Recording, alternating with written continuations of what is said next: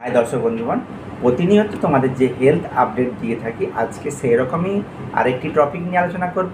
যেই টপিকটি আমাদের যে বিভিন্ন ধরনের প্যারাসাইট এবং ওয়ার্ম আছে, সেগুলো আমাদের সাধারণত স্টুলের মধ্যে ম্যাক্সিমামটাই পাওয়া যায়। সেগুলো দেখতে কেমন, তার এগটা দেখতে কেমন, সেই এগগুলির সঙ্গে পরিচয় করিয়ে দেবো। এমএলটি বাসার পক্ষ থেকে তোমাদের আবারও স্বাগত। যারা আমার চ্যানেলে প্রথমে এসেছো তারা অবশ্যই আমার চ্যানেলটি সাবস্ক্রাইবের সাথে সাথে অল নোটিফিকেশান অপশানটি এনাবেল করে দিতে ভুলো না, যাতে করে তোমরা এই ধরনের আপডেট সাথে সাথে পেয়ে যাবে। তো আজকে সেই প্যারাসাইট এবং ওয়ার্মের যে কয়েকটি এগ, সেগুলি দেখতে কেমন সাধারণত তোমাদের সাথে পরিচয় করিয়ে দেবো। প্রথমে আমি দেখাচ্ছি, প্রথমে যে ছবিটি আমি ডিসপ্লেতে পরপর দিয়ে দিচ্ছি। প্রথমে যে ছবিটি অ্যাসকারিসের একটি তোমরা দেখে নাও।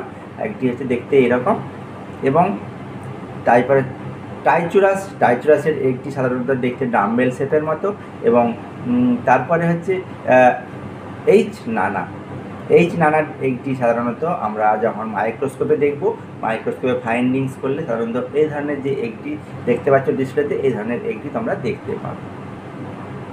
ডিপ্লোবোথ্রিয়াম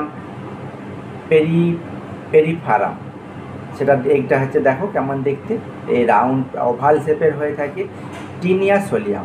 টিনিয়াসোলিয়ামের একটি হচ্ছে সাধারণত এই ধরনের হয়ে থাকে। এছাড়াও ফ্যাসিকোলা হেপাটিকা এর একটি সাধারণত ওভাল শেপের হয়ে থাকে, এবং এন্টারোবিয়াস ভার্মাকিউলারিস তার একটিও এই ধরনের হয়ে থাকে। এই যে কয়েকটি এগ সাধারণত তোমাদের যে স্টুল যখন আমরা প্রসেস করি বিভিন্ন পদ্ধতিতে, তখন আমরা মাইক্রোস্কোপে ফাইন্ডিংস করলে এই ধরনের এগগুলি আমরা সাধারণত দেখতে পেয়ে থাকি। তো দর্শক বন্ধুগণ, আজকে এই পর্যন্তই। পরবর্তী ভিডিওতে আবার অন্যান্য কোনো টপিক নিয়ে আলোচনা করব।